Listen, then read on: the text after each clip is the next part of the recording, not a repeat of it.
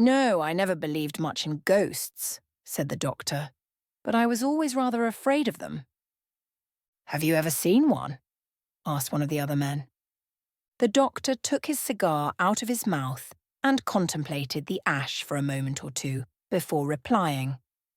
I have had some rather startling experiences, he said, after a pause, during which the rest of us exchanged glances, for the doctor has seen many things and is not averse to talking about them in congenial company. Would you care about hearing one of them? It gives me the cold shivers now to speak of it. We nodded, and the doctor, taking a sip as an antidote to the shivers, began. You remember George Carson, who played for the varsity some years ago? Big chap with a light moustache? Well, I saw a good deal of him before he married, while he was reading for the bar in town. It was just after he became engaged to Miss Stoner, who is now Mrs. Carson, that he asked me to go down to a place which his people had taken in the country. Miss Stoner was to be there, and he wanted me to meet her. I could not go down for Christmas Day as I had promised to be with my people, but as I had been working a bit too hard and wanted a few days' rest, I decided to run down for a few days about the new year. Woodcote was a pleasant enough place to look at. There were 2 packs of hounds within easy distance, and it was not far enough from a station to cut you off completely from the morning papers. The Carsons had been lucky, I thought, in coming across such a good house at such a moderate figure. For, as George told me, the owner had been obliged to go abroad for his health and was anxious not to leave the place empty all the winter. It was an old house with big gables and preposterous corners all over the place, and you couldn't walk 10 paces along any of the passages without tumbling up or down stairs. But it had been patched from time to time and, among other improvements, a big billiard room had been built out at the back. A country house in the winter without a billiard room when the frost stops hunting is just, well, not even a gilded prison.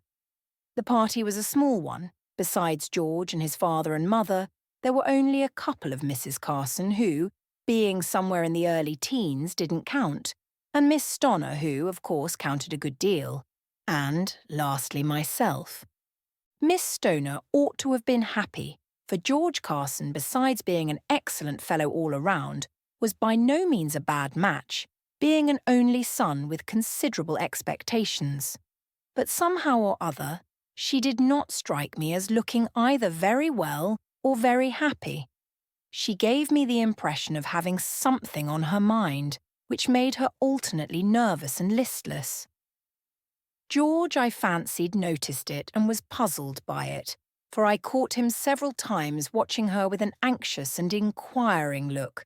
But, as I was not there as a doctor, of course it was no business of mine, though I discovered the reason before I left Woodcote.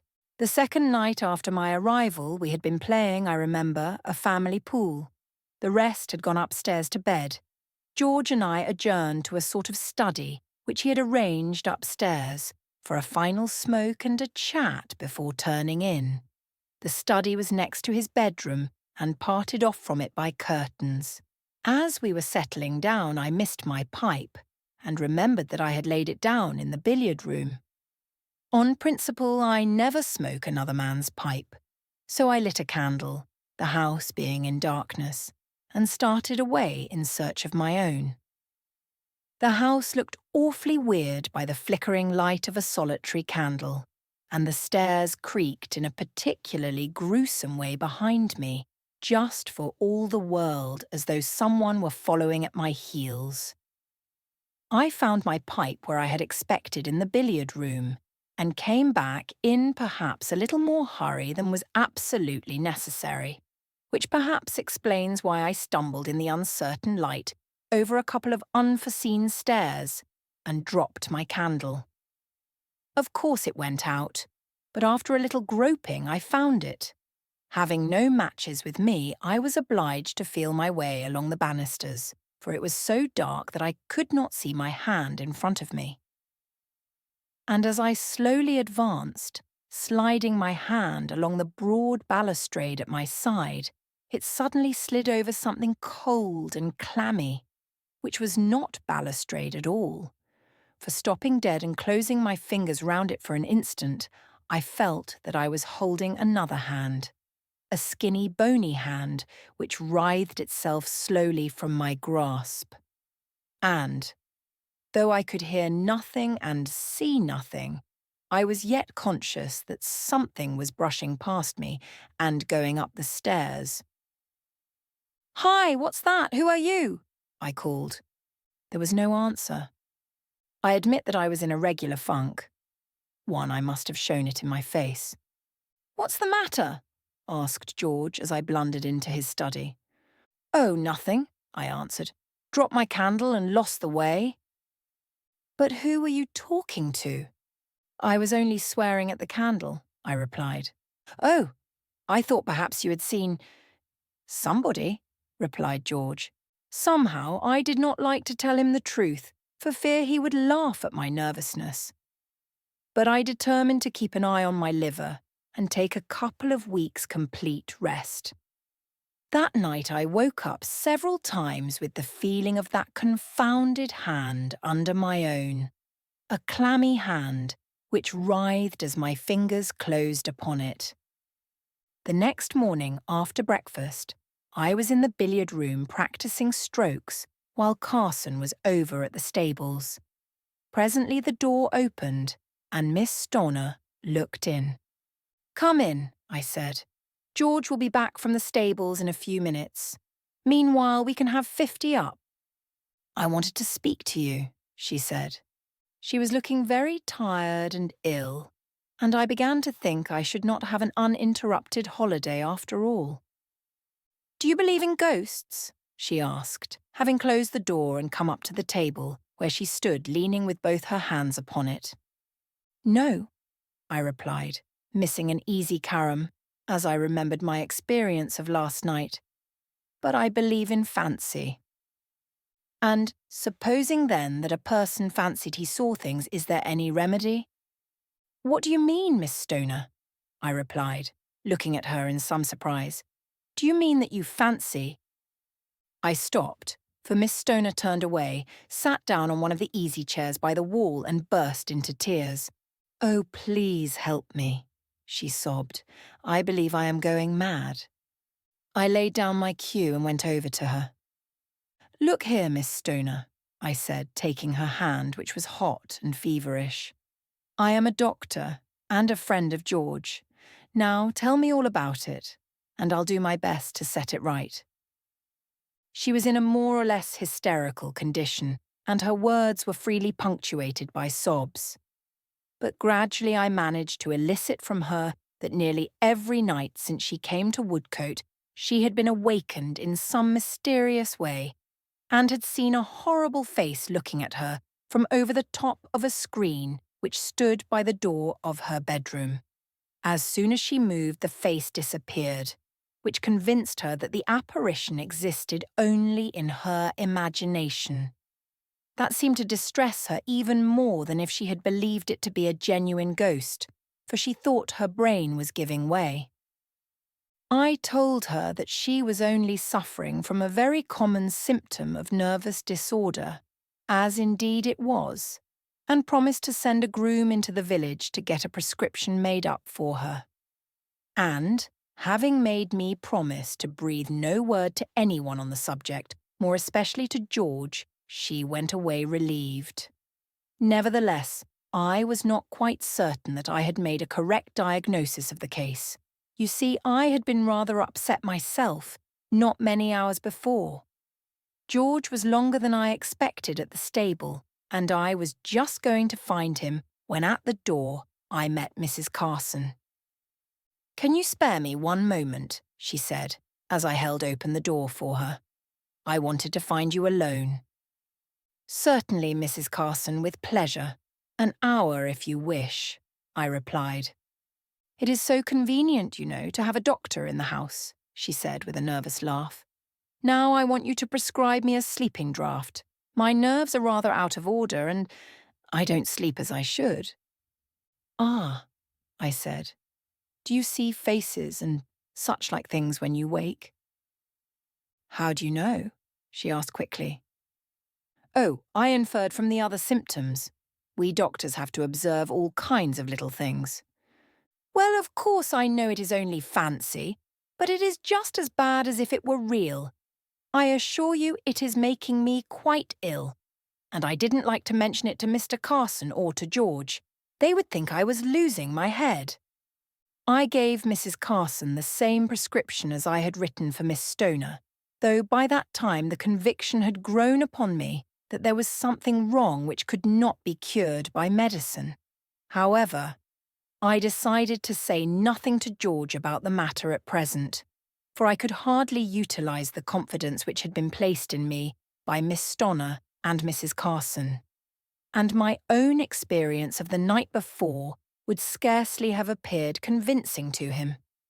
But I determined that on the next day, which was Sunday, I would invent an excuse for staying at home from church and make some explorations in the house. There was obviously some mystery at work, which wanted clearing up. We all sat up rather late that night. There seemed to be a general disinclination to go to bed. We stayed all together in the billiard room until nearly midnight, and then loitered about in the hall, talking in an aimless sort of fashion. But at last Mrs. Carson said good night, with a confidential nod to me, and Miss Stonor murmured, "So many thanks, I've got it." And they both went upstairs. George and I parted in the corridor above. Our rooms were opposite each other. I did not begin undressing at once, but sat down and tried to piece together some theory to account for the uncanniness of things. But the more I thought, the more perplexing it became. There was no doubt whatever that I had put my hand on something extremely alive and extremely unpleasant the night before. The bare recollection of it made me shudder. What living thing could possibly be creeping about the house in the dark? It was a man's hand. Of that I was certain from the size of it. George Carson was out of the question, for he was in his room all the time. Nor was it likely that Mr. Carson, Senior, would steal about his own house in his socks and refuse to answer when spoken to. The only other man in the house was an eminently respectable-looking butler, and his hand, as I had noted particularly when he poured out my wine at dinner, was plump and soft, whereas the mysterious hand on the balustrade was thin and bony. And then, what was the real explanation of the face which had appeared to the two ladies? Indigestion might have explained either singly. Extraordinary coincidences do sometimes occur, but it seemed too extraordinary that a couple of ladies, one old and one young, should suffer from the same indigestion in the same house, at the same time, and with the same symptoms. On the whole, I did not feel at all comfortable, and looked carefully in all the cupboards and recesses, as well as under the bed, before starting to undress. Then I went to the door, intending to lock it. Just as my hand was upon the key, I heard a soft step in the corridor outside, accompanied by a sound which was something between a sigh and a groan. Very faint, but quite unmistakable and, under the circumstances, discomposing.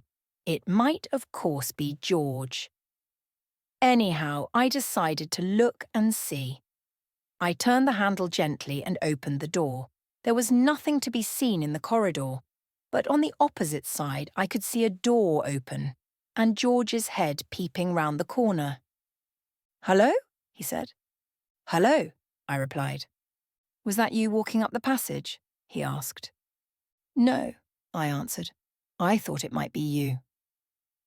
"Then who the devil was it?" he said. "I'll swear I heard someone." There was silence for a few moments. I was wondering whether I had better tell him of the fright I had already had, when he spoke again. "I say, just come here for a bit, old fellow. I want to speak to you." I stepped across the passage, and we went together into the little study which adjoined his bedroom. Look here, he said, poking up the fire which was burning low. Doesn't it strike you that there is something very odd about this house? You mean... Well, I wouldn't say anything about it to the master or Miss Stoner for fear of frightening them. All the same, scarcely a night passes but I hear curious footsteps on the stairs. You've heard them yourself, haven't you? Now you mention it, I said. I confess I have. And, what is more, he continued, I was sitting here 2 nights ago half asleep and... It seems ridiculous, I know, but it's a fact. I suddenly saw a horrible face glaring at me from between those curtains behind you. It was gone in a moment, but I saw it as plainly as I see you. I moved my seat uneasily. Did you look in your bedroom or in the passage? I asked. Yes, at once, he replied. There was nothing to be seen, but twice again that night I heard footsteps passing. Good God! He started up in his chair, staring straight over my shoulder. I turned quickly and saw the curtains which parted off the bedroom swing together. What is it? I asked breathlessly. I saw it again, the same face, between the curtains. I tore the hangings aside and rushed into the next room. It was empty. The lamp was burning upon a side table and the door was open just as George had left it. In the passage outside, all was quiet. I came back into the study and found George running his fingers through his hair in perplexity. There is clearly one person too many in the house, I said. I think we ought to draw the place and find out who it is. All right, said he, picking up the poker from the fireplace. If it's anything made of flesh and blood, this will be useful. And if not... He stopped short, for at that instant the most awful shriek of horror rang through the house, a shriek of wild, uncontrollable terror, such as I had never heard before and I never hope to hear again. One moment we stood staring at each other, dumbfounded. The next, George Carson had dashed out of the room and down the corridor to the stairs. I followed close behind him, for we both knew that none but a woman in mortal fear would shriek like that, and that that woman was Miss Stoner. Down the stairs we tumbled pell-mell in the darkness, but before I reached the landing below, where Miss Stoner's room was, I felt, as I had felt the evening before, something brush swiftly past me. As I ran, I turned and caught at it in the dark, but my hand gripped only empty air. I was just about to turn back and follow it when a cry from George arrested me, and, looking down, I saw him standing over the prostrate form of Miss Stoner. The door of her room was open, and by the moonlight which streamed into the room, I could see her lying in her white nightdress across the threshold. What followed in the next few minutes I can scarcely recall with accuracy. The whole house was aroused by the poor girl's awful shriek. She was quite unconscious when we came upon her, but she revived more or less as soon as Mrs. Carson and one of the terrified servants had lifted her into bed again. Nothing intelligible could be gathered from her, however, as to the cause of her fright. She only repeated, hysterically, again and again, "Oh, the face! The face!" When I saw I could do her no further good for the present, I took George by the arm and led him out of the room. "Look here, George," I said, "we must find out the reason of this at once. I am certain I felt something go by me as I came downstairs. Now, does that staircase lead anywhere but to our rooms?" George considered for a moment. "Yes," he replied. "There is a door at the end of the passage which leads up into a sort of lumber room." "Then we'll explore it," I said. "For my part, I can't go to sleep until I've got to the bottom of this. Get the man to bring a lantern along." The butler looked as though he didn't half like the enterprise, and, to tell the truth, no more did I. It was the uncanniest job I ever undertook. However, we started, the three of us. First of all, we searched the rooms on the floor above, where George and I slept. Everything was just as we had left it. Then I pushed open the door at the end of the corridor. A crazy-looking staircase led up into darkness. We went cautiously up. I first with a candle, then George, and last of all the butler with a lantern. At the top we stepped into a big, rather low room with beams across the ceiling and a rough, uneven floor. Our lights threw strange shadows into the corners, and more than once I started at what looked like a crouching human figure. We searched every corner. There was nothing to be seen but a few old boxes, a roll or two of matting, and some broken chairs. But in the far corner, George pointed out to me a rickety ladder which ended at a closed trap-door. Just then I distinctly heard the curious, half-groaning, half-sighing sound which had already puzzled me in the corridor below. We stood still and looked at one another. We all heard the sound. "Whatever it is, it's up there," I said. "The question is, who is going up?" George put his candle down upon the floor and stepped upon the ladder. It cracked beneath his weight. He stopped. "Come down. It won't bear you," I said. "I shall have to go." I don't know that I was ever in such a queer funk as I was while I slowly mounted that ladder and pushed open the trap door. I had formed no clear idea of what I expected to find there.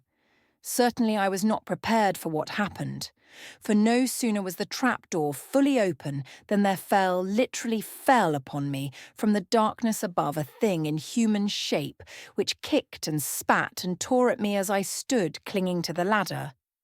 It lasted but a moment or so, but in that moment I lived a lifetime of terror. The ladder swayed and cracked beneath me, and I fell to the floor with the thing gripping my throat like a vice. The next instant, George had stunned it with a blow from the poker and dragged it off me. It lay upon its back on the floor, a ragged, hideous, loathsome shape, and the mystery was solved. "But you haven't told us what it really was," said one of the listeners. The doctor smiled. "It was the owner of the house," he replied. "He had not gone abroad. He had gone to a private lunatic asylum with homicidal mania upon him. About a fortnight before this, he had managed to escape, and, having made his way to his former home, had concealed himself with a cunning often shown by lunatics in the loft. I suppose he had found enough to eat in his nightly rambles about the house. The only wonder is that he didn't kill someone before he was caught.